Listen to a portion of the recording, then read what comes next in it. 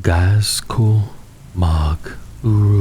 Thraka is a mighty prophet of the Wa, capable of rousing entire planetary populations of orcs into a frenzy of conquest and bloodshed. He is the single most influential greenskin in the galaxy, and billions march to war in his name. Even more terrifying, since his near death on Krongar, Ghazghkull has returned bigger and badder than ever before. Ghazghkull started his career as a common Goth warrior on the backwater planet of Ork. During a raid upon a Space Marine's command sanctum, Ghazghkull caught a bolter shell to the face that pulped a large area of his cranium and caused extensive brain damage. A Death Skull's pain boy by the name of Mad Dok Grotsnik was close to hand and replaced part of Ghazghkull's cerebrum with bionics made from adamantine. This experimental augmentation had two distinct side effects, besides preventing Ghazghkull's demise. Firstly, it afforded even greater protection to what was left of his brain. Secondly, and most crucially for the wider galaxy, Grotsnik's surgery also triggered something deep within Ghazghkull's mind. A manic, new glint had entered his blood-red eyes. Fresh drive and ambition invigorated his formerly unremarkable existence. Ghazghkull claimed to be receiving visions sent by Gork and Mork themselves, visions that urged him on to power and conquest. From that day, Ghazghkull's rise to power was meteoric. Those orcs of Ork who didn't fall in line were rapidly bludgeoned into submission. Ghazghkull had brawn and belligerence enough to establish his dominance over the entire world. Few of his subjects gave much thought as to whether their new warlord was really talking to the gods, or was simply a delusional megalomaniac. When the planet's star began to flicker and perish, Ghazghkull hailed this as a sign from Gork and Mork that it was time for the Wa to depart this world and stomp the galaxy flat. By some dark quirk of fortune, Ghazghkull and his hordes were able to capture and board the Space Hulk World Killer in their moment of need, and set off across the stars. Bursting into real space after an anarchic span of time spent in the warp, Ghazghkull emerged into a rich and prosperous imperial system. They wasted no time in falling upon its capital world, Armageddon, a world that would make Ghazghkull's name. The world of Armageddon was a rich hub of commerce, military industry, and transportation that lay upon a key warp route towards the Segmentum Solar. It was well-resourced and heavily defended by naval assets, regiment upon regiment of Astra Militarum, and a mighty complement of the Iron Skull's Titan Legion. For all of this, Armageddon wasn't ready for Ghazghkull. Not only did the visionary warlord have immense numbers and overwhelming momentum on his side, Armageddon's planetary governor, Hermann von Straub, was also a disastrously incompetent egomaniac. Straub's piecemeal attempts to deal with what he sneeringly viewed as the Ork irritant, while keeping up appearances with the wider Imperium, played right into Ghazghkull's jagged claws. Ghazghkull rampaged across the continent of Armageddon Prime, crushing each regiment of planetary defenders and cannibalizing their wrecked tanks.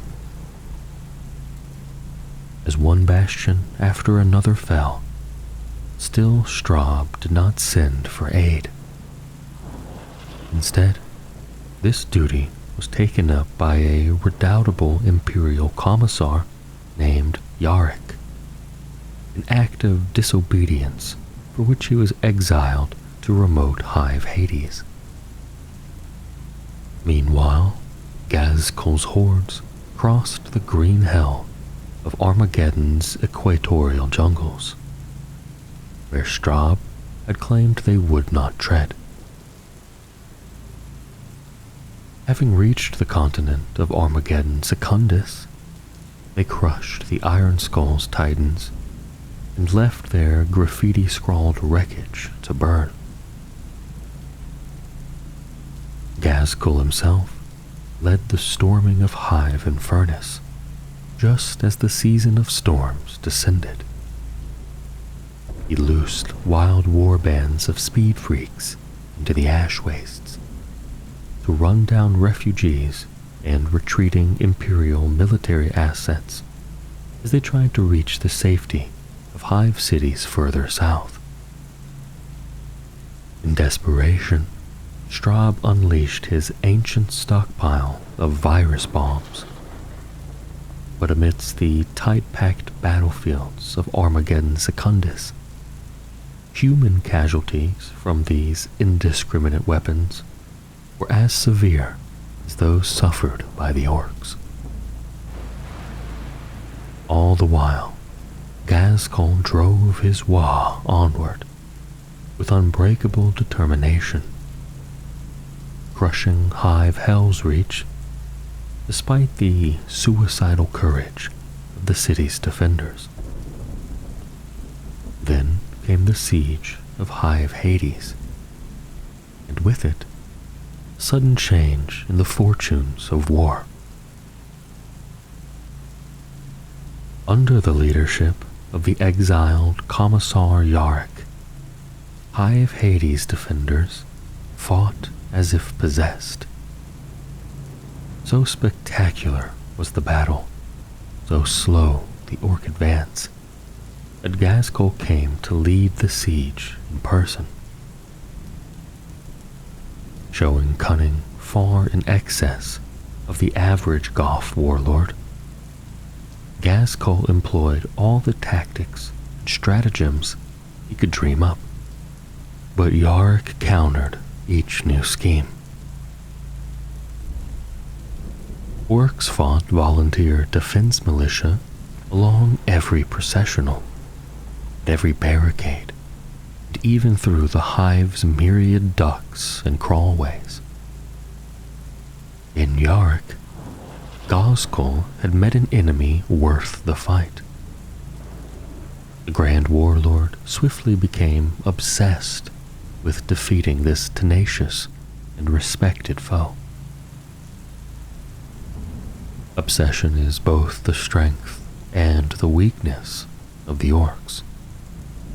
The same tendencies that make them relentless foes, reckless pilots, and prolific, if manic, inventors also lead them to ruin. So it was with Ghazghkull at Hive Hades. The meat grinder around the besieged hive sucked in ever more orc material and warriors. leaving those warbands assailing Hive Tartarus and Hive Acheron ill-directed and short of reinforcements. When Imperial support showed up in the form of Ultramarines, Salamanders, and Blood Angel Space Marines, the secondary Ork hordes could not hold. Even beset as the Greenskins were by the freshly arrived Adeptus Astartes, Ghazghkull did not give up. He again proved his superiority to most Greenskins by recognizing the damage his obsession had caused, and setting plans in motion to redress the balance. Now, though, he faced the unified strategic brilliance of Blood Angel's commander Dante and his allied Space Marine commanders. Coupled with Yarick's hideously costly defense of the ruined Hive Hades, Ghazghkull's Wa was at last broken. Nearly every Ork warlord in history has gone down fighting alongside their warband. Not so Ghazghkull. He fled Armageddon, leaving the world infested with scattered greenskins and vowing to one day return. After all, Armageddon had put up the best fight Ghazghkull had ever experienced. He wasn't about to pass up a chance to enjoy that all over again. 57 years to the day after his defeat on Armageddon, Ghazghkull returned at the head of a still more enormous Wa. The planet's defenders had spent decades rebuilding and fortifying against the coming of the Grand Warlord, who they now knew as the Beast of Armageddon. Yet, Ghazghkull had also not been idle. He had spent years fighting one brutal conflict after another, both to subjugate rival warbands and also to test and perfect strange new weapons technologies against which his enemies could not hope to be prepared. Many and exhaustive are the accounts of the conflict that followed. Ghazghkull brought a war that his enemies, and even a number of his own underlings, were utterly wrong-footed by. The Grand Warlord had mercenary freebooters strike at agri-worlds and shipping around Armageddon, both to choke off supply routes and to spread terror at his approach. He hit the system with multiple, roughly coordinated Ork fleets, the better to encircle and destroy the Imperial naval defenses. Rather than get drawn into another fight for Hive Hades, Ghazghkull had his space hulks deploy tractor beams, using them to ensnare asteroids before releasing them on Hades from low orbit. He unleashed drop fortresses known as rocks, built scrap iron submersibles to cross the planet's storm-lashed oceans, and directed super teleporters to beam towering war effigies directly into battle.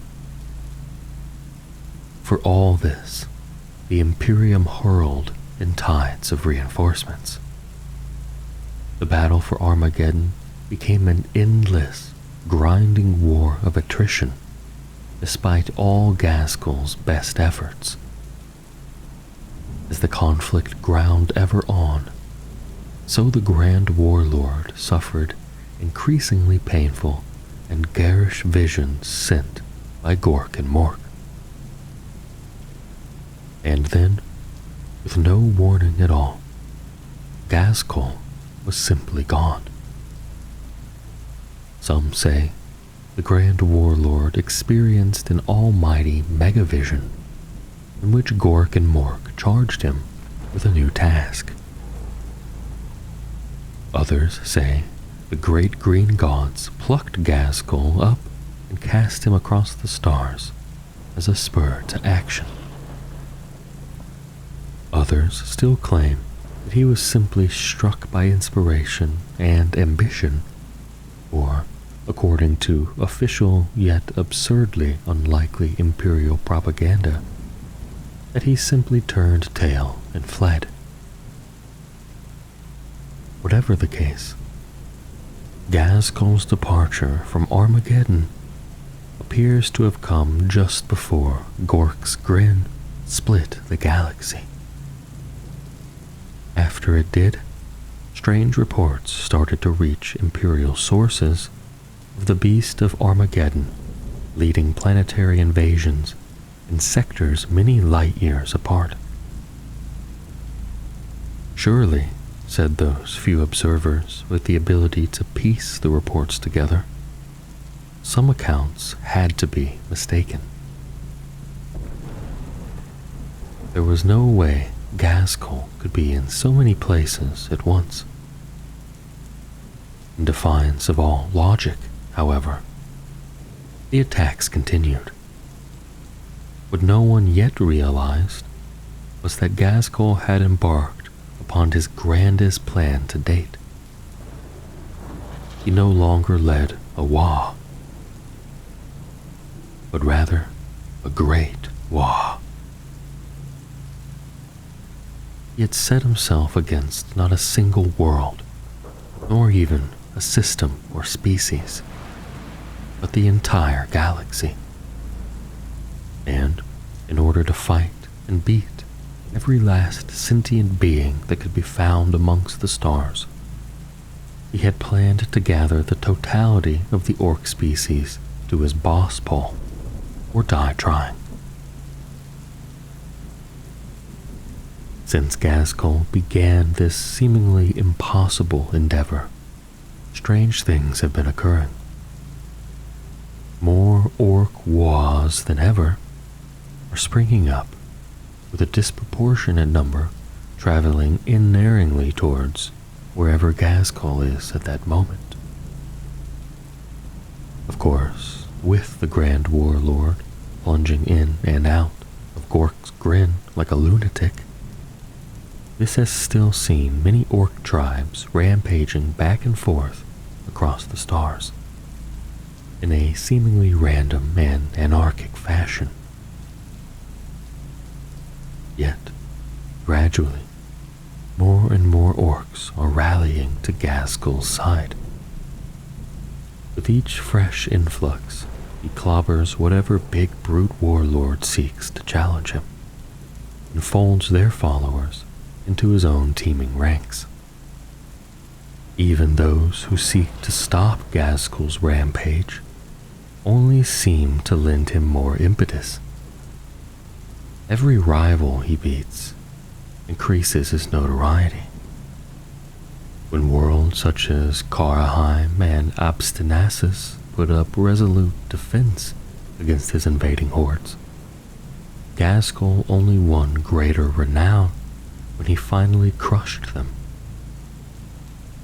Rumor has it that the Eldari craft world of Alitok and the Savage Warriors of the Space Wolves chapters have both taken their turn in striking at the Grand Warlord in the hopes of slaying him, and thus breaking his great war. The latter came closest to achieving their aim. The mighty Wolf Lord Ragnar Blackmane met Ghazghkull in battle upon the hive world of Krongar, almost sealing both combatants' mutual destruction. Yet, even as the broken Blackmane was being borne across the Rubicon Primaris, following his crippling injuries, so was Mad Dok Grotsnik recapitating his beloved warlord, onto a mighty new super orc body that he had spent many decades perfecting. So it is that Ghazghkull Thraka is now bigger and more terrifying than ever, boasting an armored bulk more akin to a Gorkanaut than a war boss. Ghazghkull also wields the weaponry to match. Gork's claw is so vast that its blades can enfold a fully armored Primaris Space Marine and slice them neatly into steaming chunks.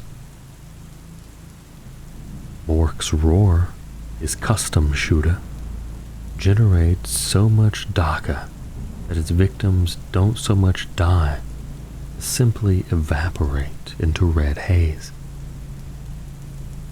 Ghazghkull is a living war engine, a walking embodiment of Gork and Mork, and the greatest prophet of the Wa to bestride the stars in millennia. He is coming for the entire galaxy, and some begin to fear that it's a fight he just might win. Boss Zagstruk.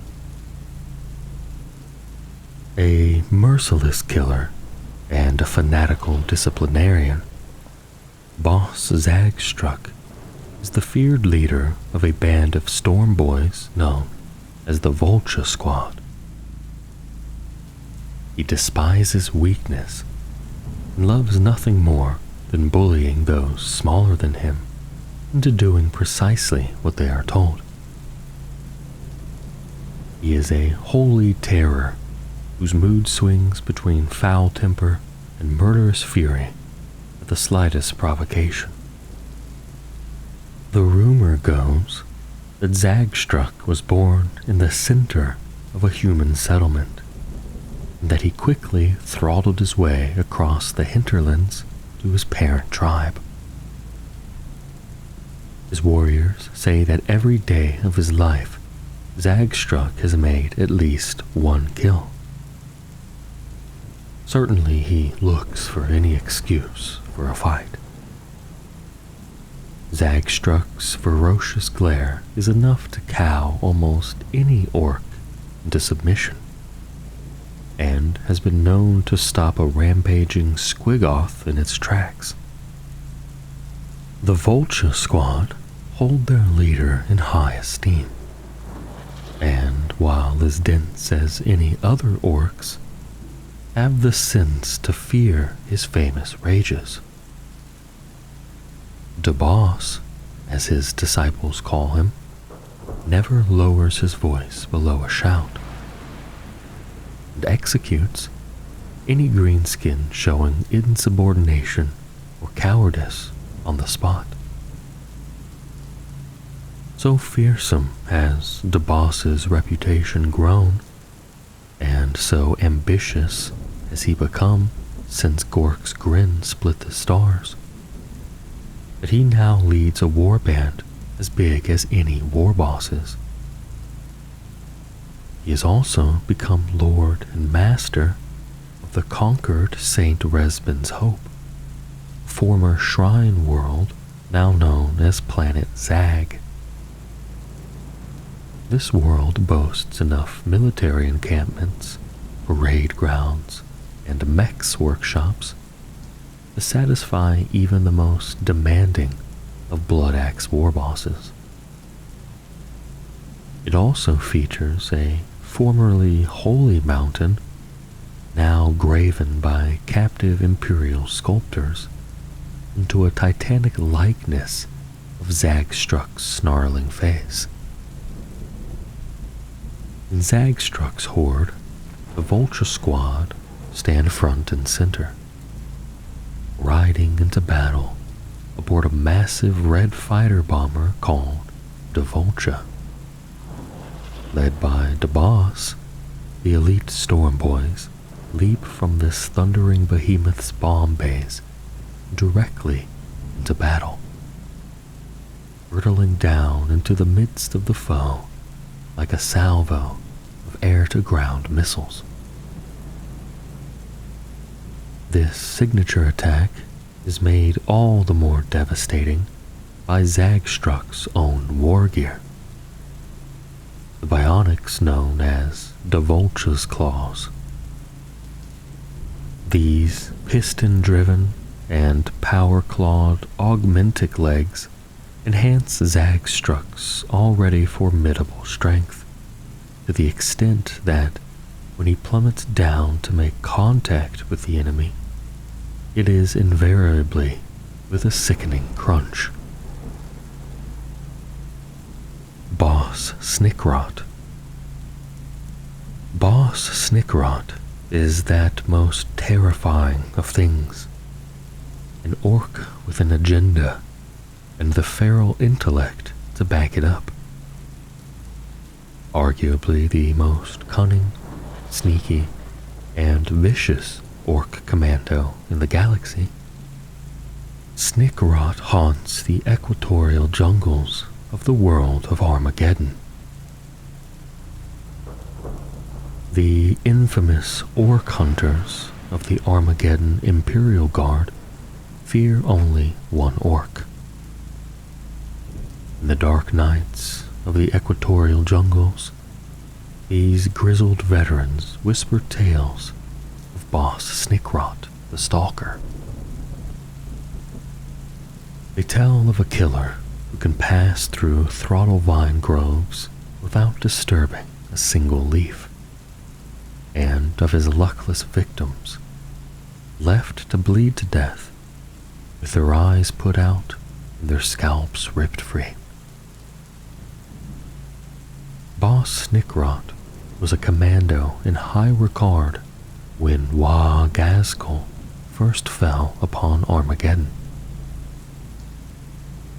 His was amongst the first tribes to navigate the green hell separating Armageddon Prime from Armageddon Secundus.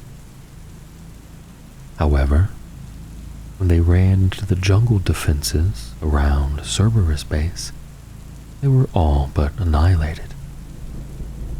Snikrot pulled his commandos out of the debacle and led them away into the thick jungle, vowing that they would conquer the environment before taking on the Imperial forces. This they did with single-minded focus, becoming one with their savage environs. Snikrot and his lads stripped their kit back to bare essentials. They refined their talents for stealth and sabotage until they were able to slip undetected into Astra Militarum positions, butchering and slitting the throats of all within them.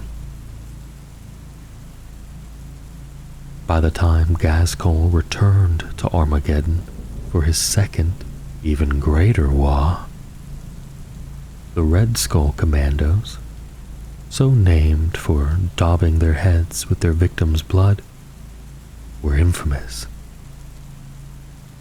By this time, the legend of Snikrot had spread to hive cities across the planet's surface. Some spoke of a feral ghost who drank the blood of his prey, while others told of a murderous beast who wore the dog tags of his victims upon his chain-wrapped forearms, the better to whisper their names to the jungle moon. To this day, Snikrot is one of the most feared of all greenskins. Even the orc hunters pray to the Emperor that it is not their necks that the stalker buries his knife into next. Of late, a number of orcs have been given cause to hope for the same thing. With the demons of chaos spilling onto Armageddon, Imperial and Greenskin forces have been compelled, in extreme cases, to temporarily fight side by side against the greater threat. Snikrot is disgusted by such compromise, seeing it as weakness, and is quick to punish those orc leaders guilty of it. More than one knob has been dragged into the shadows, his severed head turning up on a spike shortly afterwards, as a warning against mobbing up with Umis.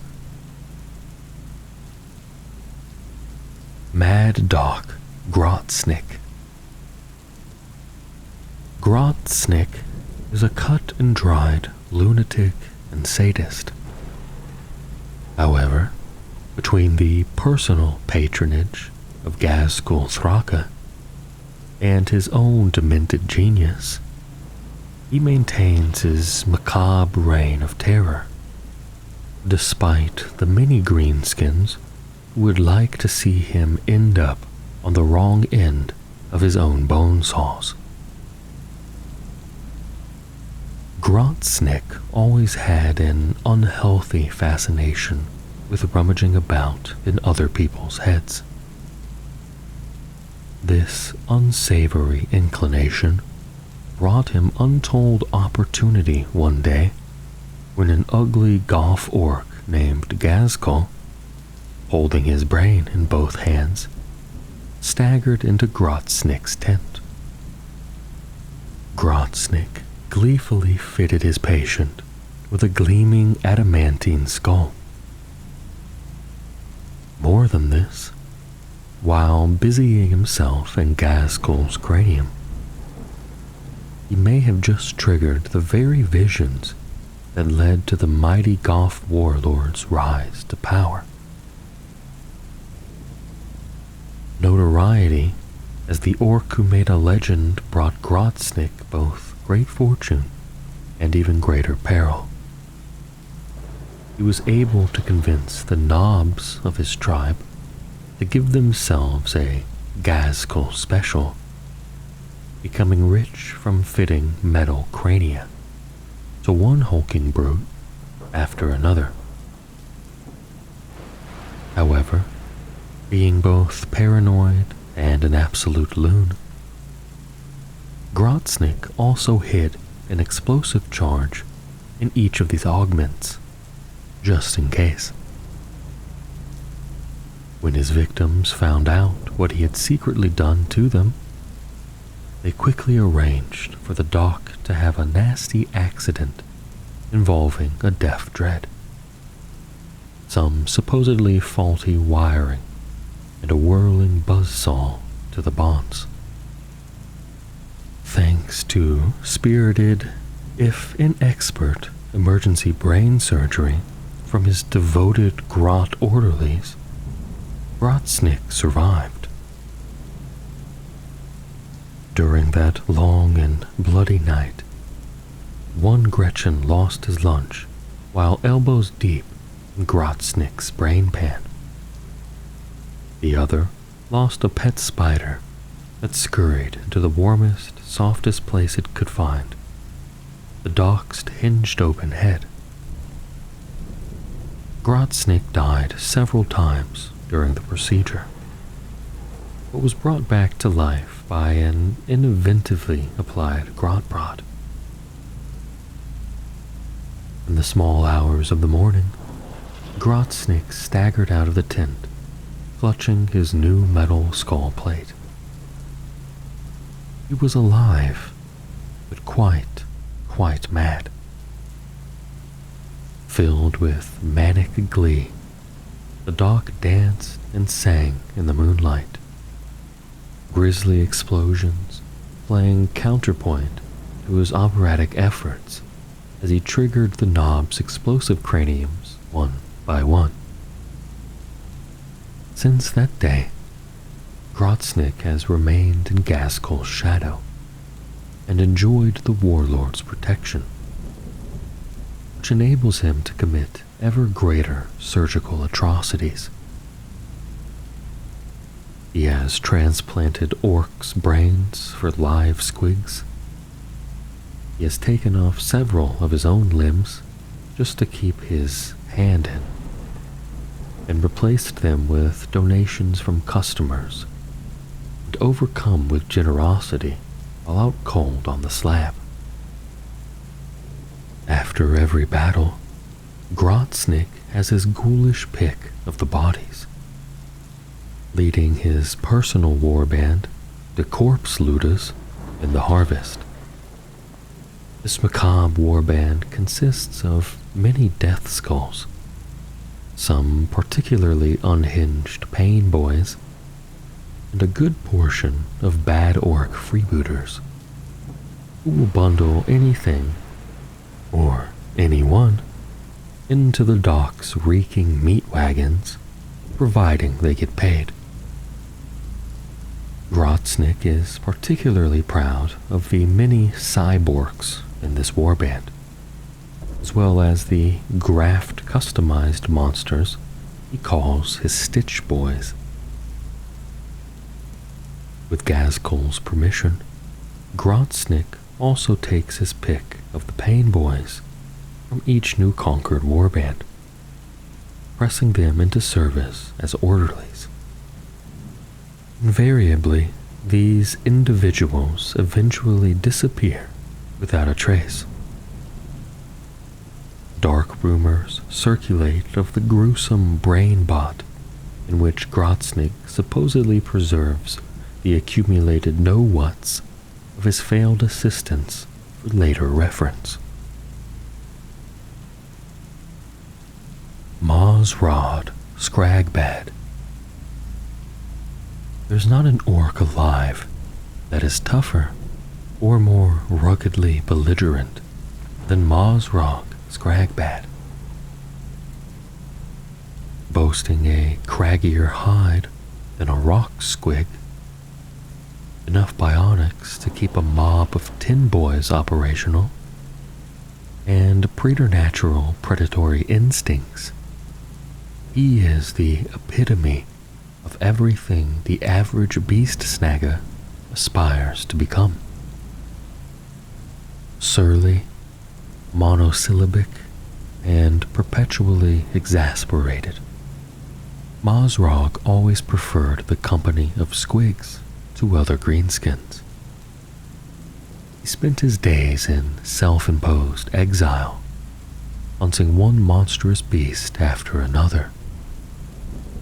Mozrog's tribe mates muttered that so much time alone had sent him a bit funny, but even they couldn't argue with his impressive tally of hunting trophies, so they left him to it. This status quo was broken when Mozrog's tribe joined Gobgrinder during their invasion of Irwin II.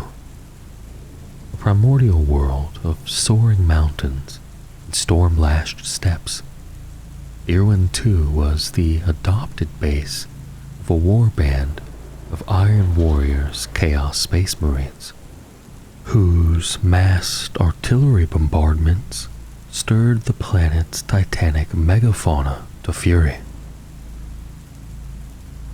It was one such beast, a Goliath gut maw, that burst from the bedrock to swallow Mozrog whole during one of his hunts.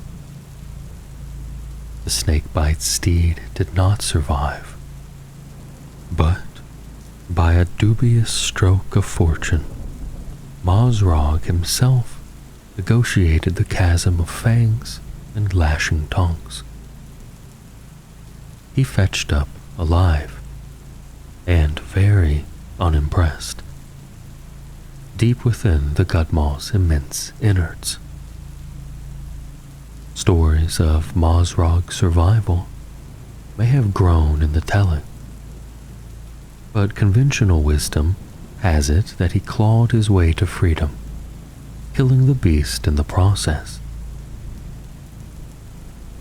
It is said that he staggered back into his tribe's camp, half digested and dragging one of the Gutmaw's punctured eyeballs behind him, like a giant sack full of slime. Impressed and possibly intimidated, Warlord Gobgrinda had the best pain boys rebuild Mozrog with bionics. Known ever after as Skragbad, Mozrog has never been quite the same after his brush with death.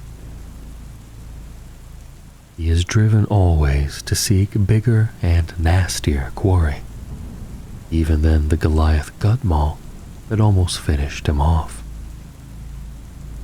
Some orcs say that he can't be killed. Others that he will one day hunt the stars themselves. Whatever the truth, Mozrog now has to tolerate entire war bands of imitators, hangers-on, and potential rivals, trailing him on his hunts and hoping to share in the glory of each fresh kill. So great has his following become that they often represent entire Beast Snagga warbands in their own right. Zodgrod Wartsnagga.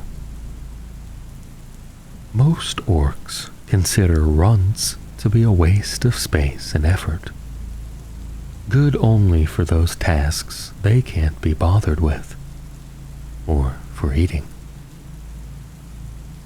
Not so Zodgrod Wartsnagga.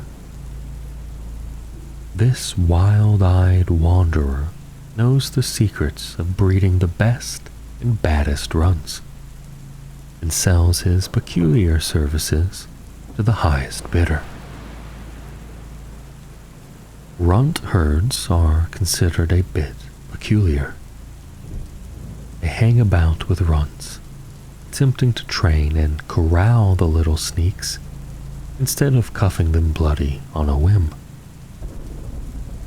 A runt herd keeps oral histories, has little time for know-wotz, and comes across just a bit too surly to join in with their fellows' riotous behavior. Then there's their antisocial habit of smearing themselves in reeking squig dung, the better to avoid getting eaten when clambering through the beast pens. For all of this, orcs tolerate most runt herds, even affording them an odd sort of respect, if only because, for all of their peculiarities, they keep the tribe's grots and snots out from underfoot. Zodgrod Wartsnagga, however, is a different case entirely. Zodgrod has always had odd ideas. He was convinced that runts, and to a lesser extent squigs, could be trained. Using jingling bells, tasty fungal treats, and an array of pain boy brewed serums, he managed to propagate superior grots, snots, and a variety of squig breeds. Zodgrod's menagerie were bigger, stronger, and more aggressive. They demonstrated frankly alarming levels of problem-solving abilities, and obeyed his commands with such loyalty that he barely ever had to apply the business end of his grot prod. Sadly for Zodgrod, orcs are rarely open to new ideas, and few amongst his tribe had the wisdom to see the value in his so-called super runts. Every time another of Zodgrod's pedigree squigs vanished under the wheels of some cackling speed freak, was sat on by a disinterested knob or shot, dismembered or devoured by other orcs just for the hell of it, Zodgrod became more withdrawn, isolated, and embittered. He finally cracked one day when a big mech from his tribe named Osmog started indiscriminately launching super runts through his shock attack gun's tunnel, just to get his eye in. The rest of the tribe were highly impressed with the fashion in which Zodgrod overpowered Osmog, and curious as to how precisely the Runtherd had crunched his victim down small enough to fire him from his own weapon. None of this was enough to spare Zodgrod and his surviving super runts from being exiled. This was, ironically, the best thing that could have happened to Zodgrod. Freed from the constraints of normal orc society, he embraced the freebootin' life and sold his runt-wrangling skills to those tribes with the smarts to see their use. Admittedly, such customers were rare at first. Zodgrod persisted, though, spending his teeth on ever more outlandish serums to bolster the abilities and aggression of his super runts. He also invested in a piston-powered grab-a-stick-come-overcharged grot prod he called his Grab Zappa, and in a series of increasingly powerful Combi needle sluggas he called his Squig Stoppas. He is currently up to the 5th iteration of this potent firearm, able to shoot his victims full of a bewildering range of specially tailored knockout serums. These may well work better thanks to Zodgrod's fervent conviction in them than through any actual science. Even the densest war boss can now see the worth of Zodgrod as a mad-eyed and lethal mercenary for hire. Once they've witnessed his hyper-metabolized super runs overrun the enemy in a froth-jawed tide, pilot killiclans with terrifying ferocity, or lay down a double-speed barrage from their overheating mech guns, Zodgrod can virtually name his price.